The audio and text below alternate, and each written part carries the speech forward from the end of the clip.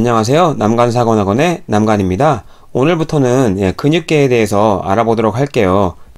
근육계의 구조와 기능을 먼저 좀 볼 텐데요. 우리 몸에 근육은 총 몇 개냐? 대략 600개 정도 있다라고 합니다. 600여 개. 그러면 뼈는 앞전에 배웠잖아요. 골격계에서 대략 206개가 됩니다. 일반적으로 206개지 모든 사람이 206개는 아니에요. 브라질의 어떤 가족들은 6개의 손가락을 가졌다고도 하고 사람마다 좀 다르지만 통상적으로는 206개다. 그에 반해 근육은 600여 개 이상으로 굉장히 많고요. 근육 조직은 전체 중에 50%? 시험에 잘 나오진 않아요. 이런 이야기는. 개수도 시험에 잘 나오진 않습니다. 뼈 개수는 시험에 오래전에는 시험에 좀 나왔었어요. 최근엔 잘 나오지 않아요. 이런 단순한 문제는. 크게 골격근과 평활근, 심근으로 나뉜다. 서론 부분에서 이렇게 세 가지로 나누는 거 배우셨을 거예요. 오늘도 이거에 대해서 좀 더 알려드릴 거니까 뒤에서 좀 보시면 좋을 것 같고요. 그러면 기능은 뭐냐? 근육의 위치에 따라 보통 다르지만 기본적으로는 자세 유지라는 거죠. 뼈와 붙어 있어서 자세를 유지한다. 그리고 수축성이 특징이죠. 근육이 수축함으로 인해서 인체를 움직이잖아요. 그래서 인체를 움직인다. 그리고 인체 관에 지름을 변화시켜서 대부분의 혈관이나 소화관에 있는 것들도 다 근육이 있어요. 그래서 이 근육들이 노폐물을 체외로 밀어내거나 소화할 음식물들을 움직이거나 하는 거예요. 그래서 이렇게 내장이나 이런 곳에도 근육이 있다. 그리고 움직이면 열을 생산하잖아요, 근육이. 그래서 열을 생산해서 정상 체온을 유지하도록 한다. 이런 것들이 근육계의 기능이 되겠습니다. 수축성이 특징이라고 말씀드리면서 근육이 수축해서 인체를 움직인다고 했잖아요. 대표적인 근육이 많이 키우는 이 근육 있죠? 요게 이두근이거든요. 이두근이에요. 이두근은 이 머리가 두 개라고 해서 이두근이라고 이름을 지었어요. 그래서 이두근은 이렇게 머리가 두 개고 여기서 시작해서 어디에 닿냐? 여기 요 뼈 이름을 여러분 뭐라고 배우셨죠? 요골이라고 합니다. 요골에 요 부위에 닿고 있죠? 그래서 닿는 부분은 요골의 윗부분이라고 생각하시면 될 것 같고요. 그래서 이게 수축하게 되면 요걸 당기기 때문에 여러분 팔꿈치에 굽힘 역할을 합니다. 얘가 수축하면 여기가 볼록 올라가면서 남자들이 근육 자랑할 때 볼록 올라가면서 요게 수축하게 되는 거죠. 수축해서 올려주게 되기 때문에 팔꿈치에 굴곡을 요 근육이 하는 거예요. 요거 말고도 이 밑에 상완근이라고 있는데 그 근육은 여기서 시작해서 여기 상완골에서 시작해서 여기 척골에 가서 닿습니다. 그래서 같이 굴곡시킬 때 좀 도와줄 수 있는 근육이고요. 대표적으로 또 남자들이 많이 운동하는 근육이 요 뒤에 지금 앞부분이잖아요. 팔의 앞부분. 뒤에 부분에도 근육이 있는데 크게는 세 갈래로 되어 있어요. 여기는. 그래서 삼두근이라고 부릅니다. 머리가 세 개라서 삼두근. 어디 가서 닿냐? 여기서 뒷부분, 척골의 뒷부분에 가서 닿아요. 그래서 얘가 수축하게 되면 굴곡의 반대로 얘가 수축해서 요 뼈를 당겨주겠죠. 뒤로. 굴곡했던 팔꿈치를 신전시키겠죠. 그래서 삼두근의 기능은 신전이에요. 이런 게 좀 여러분이 좀 어려우실 수 있어요. 삼두근은 신전, 이두근은 굴곡. 하지만 앞에서 이런 내용을 배웠잖아요. 어떤 내용이냐? 관절의 각이 줄어들면 굴곡, 관절의 각이 늘어나면 신전. 그래서 신전을 하는 근육은 요 근육이 수축하면 뒤로 당겨질 수 있고, 굴곡은 요 근육이 요렇게 수축해서 꽉 수축하게 되면 요게 이렇게 굴곡할 수 있겠구나. 이 아래팔이 당겨져서 관절의 각이 줄어들면서 굴곡이 이루어지는구나. 이런 식으로 디테일하게 알면 좋겠지만 여러분 시험에 이런 디테일은 잘 나오진 않아요. 아시면 좋겠고 이 수축성에 대해서 설명드리려고 여기서 간단하게 보여드린 부분 뿐입니다. 이렇게 우리 몸의 근육들이 수축을 해서 굴곡과 신전이 이루어지고 인체를 움직인다는 거죠. 여러분 시험에 굴곡 신전은 나올 수 있지만 이런 디테일한 근육의 움직임은 잘 나오는 문제는 아니에요. 근육계에서 가장 잘 나오는 문제가 이 근육의 종류예요. 그나마 이게 제일 잘 나오기 때문에 꼭 외워두셔야 돼요. 여기서는 크게 골격근, 평활근, 심장근으로 나눈다고 했고, 골격근은 현미경상에 가로무늬, 가로무늬가 있어서 횡문근이라고 이름을 붙였어요. 횡문근이다. 그리고 골격에 붙어 있으니까 골격을 움직이겠죠. 그러니까 전신의 관절 운동에 관여한다.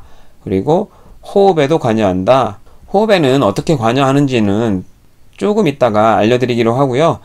여기서는 그냥 호흡에도 관여할 수 있구나 정도만 알고 계시면 될 것 같아요. 이름처럼 골에 부착되어 있는 거예요. 그리고 수익은 무슨 뜻이냐, 여러분이 움직이려고 하면 움직일 수 있는 근육이다 정도로만 알고 계시면 돼요.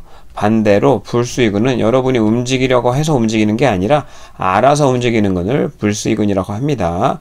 여러분 의도대로 움직일 수 있냐 없냐로 수의근 불수의근을 나눠요. 얘는 수의근입니다.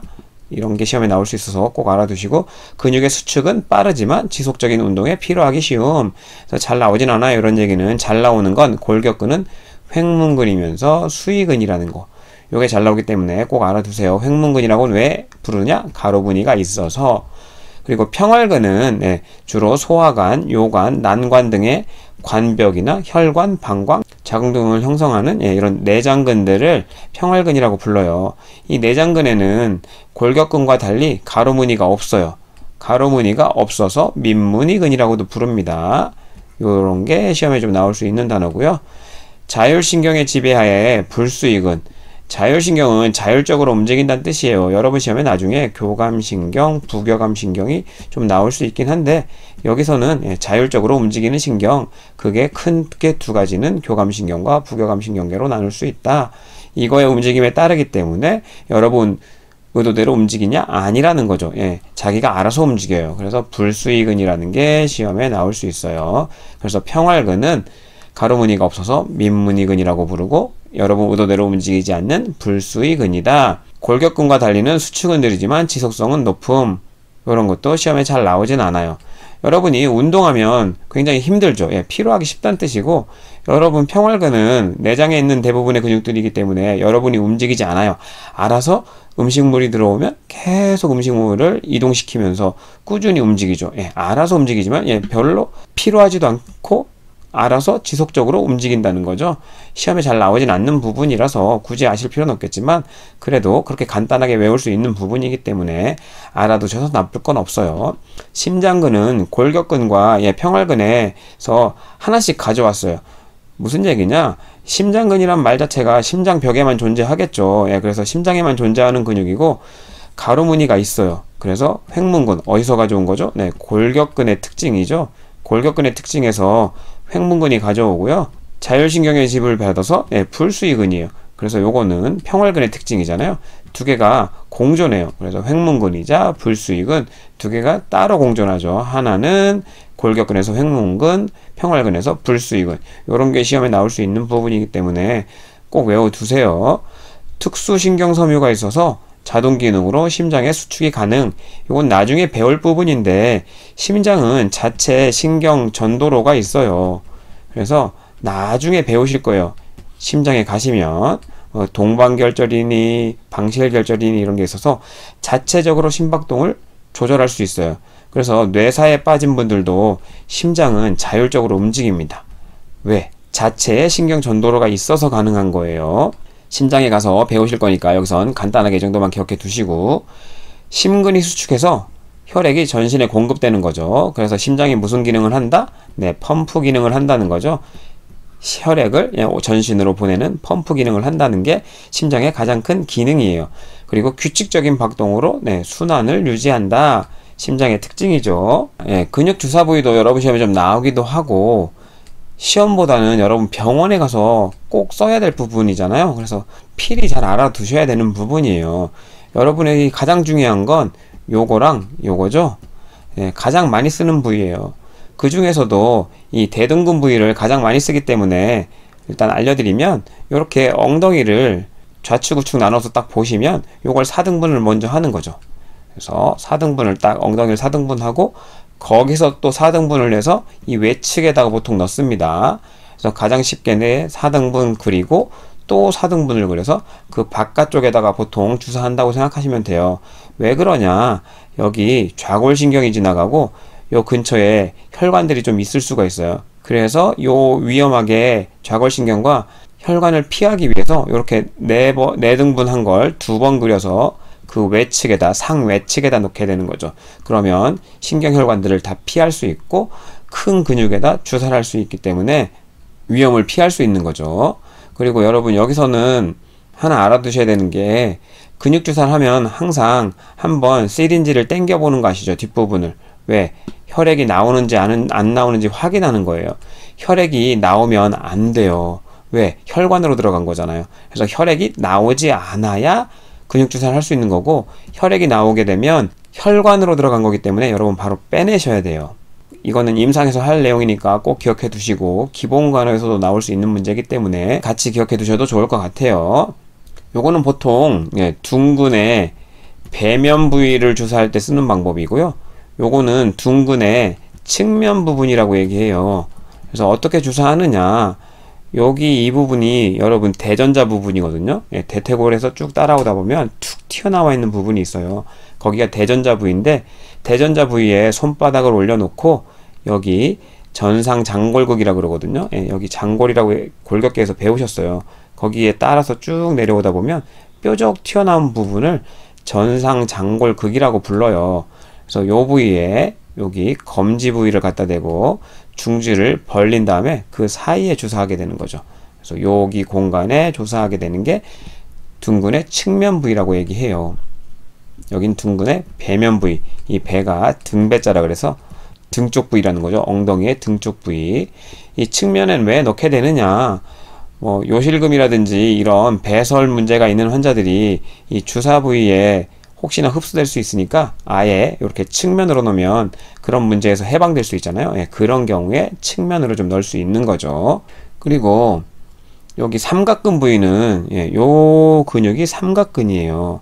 그래서 요 부위에다가 주사를 넣는 부분인데, 여기 요렇게 견봉돌기가 있어요. 그 견봉돌기에서 대략적으로 5cm 밑에 중간 부위가 딱 주사 부위거든요. 그래서 이걸 좀 어려워하시는 분들은 이 견봉돌기를 찾으시고 견봉돌기에서 손가락 한 3개 정도를 대시면 대략 이 위치가 돼요.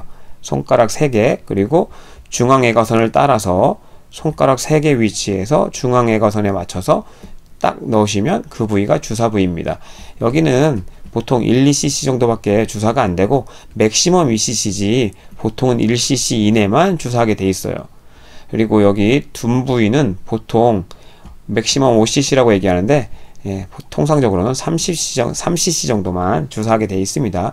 주사 양도 정해져 있어요. 너무 많은 양을 한 곳에 주사할 수는 없습니다. 보통 3cc, 1cc 정도를 통상적으로 주사한다 정도 알고 계시면 좋을 것 같아요. 그리고 이 둥근의 배면은 보통 3세 이상의 아이부터 쓸 수 있어요. 왜 그러냐, 걷기 시작해야 이 엉덩이 근육이 발달하거든요. 그래서 걷지 못하는 애들은 엉덩이 근육이 발달해 있지 않아요. 그런 애들한테는 여기가 발달해 있지 않기 때문에 이 근육을 잘 사용하지 않습니다. 그러면 3세 이하의 애들은 어느 부위가 가장 발달했을까를 생각해 보시면 돼요. 뱃속에서 계속 웅크리고 있었기 때문에 몸을 굴곡시키는 근육들이 발전돼 있어요. 굴곡근 혹은 굴근이라고 하거든요. 그래서 애들한테 가장 많이 사용하는 다리에 있는 굴근이 뭐냐, 이 외측관근이에요. 외측관근. 요렇게 요 부위가 외측관근이거든요. 요렇게 넓게 분포되어 있어서 외측관근이라고 하고, 여기가 대퇴골이에요. 대퇴골. 그러면 이 대퇴골 부위를 3등분 하시면 돼요. 여기 골반에서부터 3등분 딱 하시고, 그 중간 부위에 옆 부위가 다 주사 부위가 되는 거죠. 이 무릎 윗부분에서 요 골반까지 3등분을 하고 측면 부위에 넣으면 그게 외측관근이에요. 그래서 3세 이하의 아이들, 그래서 영아의 경우에 여기를 주사 부위로 많이 사용하게 되는 거죠. 여러분 시험에 외측관근 그런 식으로 나온 적이 있었기 때문에 외워두시면 좋을 것 같아요. 여기는 대퇴 직근 부분이에요. 보시면 요렇게 대충 생겼는데 근육이 직선으로 생겼다고 해서 직근이란 이름을 붙였어요. 여기도 똑같습니다. 요렇게 여기서 3등분을 나누면 여기 가운데 부분이 주사 부분이 되는 거예요. 그래서 앉아서도 놓을 수 있고 굉장히 자가주사에서 많이 사용할 수 있는 부분이에요. 본인이 직접 보면서 주사할 수 있어서 자가주사로 많이 사용할 수 있다. 영아의 근육주사 부위로도 사용할 수 있지만 보통은 영아에서는 이 외측관근을 더 많이 씁니다. 더 큰 근육이기 때문에. 시험에도 나오지만 여러분 병원에 가서 꼭 써야 되는 부위들이니까 필히 암기하세요. 앞에서 호흡근 알려드린다 그랬잖아요. 여러분 시험에는 보조 호흡근은 거의 안 나와요. 주 호흡근만 필히 알아두셔야 됩니다. 가장 먼저 주 호흡근은 횡격막이에요. 여러분 횡격막은 예전에 과학 시간이나 뭐 이런 시간에도 많이 배우셨을 거예요. 요렇게 생겼고 여기 갈비뼈에 있는 여기 갈비뼈가 이렇게 있고 여기 흉골 부위가 있으면 여기에 위치하는 근육이잖아요. 그래서 여러분이 호기 때는 여기 폐를 위로 밀어 올리죠. 그래서 수축할 수 있게끔. 그리고 흡기 때는 얘가 요렇게 밑으로 내려와서 폐가 확장될 수 있게끔 하는 거죠. 그래서 주호흡근에 들어갑니다. 요렇게 갈매기 모양으로 생겼죠. 그래서 여러분 갈매기살이라고 드셔보셨죠? 돼지의 횡격막 부위를 갈매기살이라고 하는 거예요. 갈매기 모양처럼 생겨서 이름을 그렇게 붙였습니다. 그래서 흡기 시 수축하여 흉곽을 넓히고 호기 시 이완하여 흉곽을 좁히게 되는 거예요. 그래서 이 주호흡근 꼭 외워두시고 그 다음 주호흡근이 늑간근이에요. 근데 늑간근에는 크게 외늑간근, 내늑간근으로 나눈다는 거죠. 외늑간근은 늑골을 뭐 바깥쪽으로 잡아당긴다고 쉽게 생각하세요. 그러니까 흉곽을 넓히겠죠. 흡기에 사용되고 내늑간근은 늑골을 안으로 잡아당긴다고 생각하세요. 그러면 흉곽이 좁아지겠죠. 그러니까 폐도 쪼그라들게 해서 호기에 작동할 수 있는 거예요. 그림으로 보시면 더 수월하시겠죠. 요게 뒤에 흉추 부분이고 여기가 앞에 흉골 부분이에요. 그래서 뒤에서부터 1번, 2번, 3번 이렇게 내려오는 늑골인 거고 여기 근육 결을 보시면 요렇게 생겼죠. 요렇게 생겨서 위로 당겨 올립니다. 바깥측으로. 그러면 흉곽이 넓어진다는 느낌이 드실 거예요. 이렇게 당겨주면 흉곽이 넓어질 거예요. 그래서 흡기에 폐를 확장시키는 거고 내늑간근은 보시면 방향이 이렇게 나 있잖아요. 이렇게 나 있어서 안으로 당겨줍니다. 좁혀줘요. 그러니까 흉곽이 좁아지면서 호기에 작동되겠죠. 이걸 보시면 그림을 잘 보시면 근육의 방향을 보시면 아 흉곽을 넓힐 수 있겠구나. 외늑간근이 내늑간근은 흉곽을 좁히겠구나. 그러니까 호기에 관여하고 여기에는 흡기에 관여하는구나. 폐가 확장이 될 거고 외늑간근은 내늑간근은 폐가 수축을 하겠죠. 그래서 호기, 흡기를 담당한다. 보조호흡근은 여러분 시험에 거의 나오지 않는데 만성 폐쇄성 폐질환 환자들이 나중에 여러분 호흡기 질환을 배우시면 좀 아실 수 있어요. 만성 폐쇄성 폐질환, 폐쇄성 폐질환 환자들은 정상적인 호흡이 불가해서 이 주호흡근 플러스 이 보조호흡근을 사용해서 호흡을 하게 된다는 거죠. 그래서 여러분 시험에 잘 나오지 않기 때문에 그냥 간단하게 보고 넘어가세요. 흉쇄유돌근, 뭐 사각근, 대흉근, 소흉근, 쇄골하근, 늑골거근 어마어마하게 많아요. 이 외에도 포기근에는 복직근, 요장늑골, 방형요근, 하우거근 여러분 시험에 잘 나오지도 않지만 이름도 어렵잖아요. 그래서 굳이 외우시지 마세요. 외울 거면 흉쇄유돌근 정도 그리고 여러분 남자들의 가슴 근육, 대흉근, 뭐 소흉근, 뭐 늑골거근 정도 그나마 좀 외워두시면 거의 안 나오지만 이 정도 알고 계시면 좀 도움이 많이 되실 것 같아요. 호기근으로는 복직근이 좀 나왔던 적이 있어요. 거의 안 나옵니다. 그래서 정말 고득점 원하시는 분들이 외우셔야지 괜히 외우시면 헷갈려요. 고득점 원하시는 분도 이 정도만 외우면 되실 것 같아요. 오늘 제가 준비한 영상은 여기까지고요. 다음 영상은 전신에 있는 근육에 대해서 간단하게 알려드릴 거예요. 시험엔 잘 나오지 않는 부위라서 그냥 재미로 보시면 될 것 같고 그 중에서도 시험에 나오는 몇 가지만 간단하게 요약해서 알려드리도록 할게요. 오늘은 여기까지 하겠습니다. 감사합니다.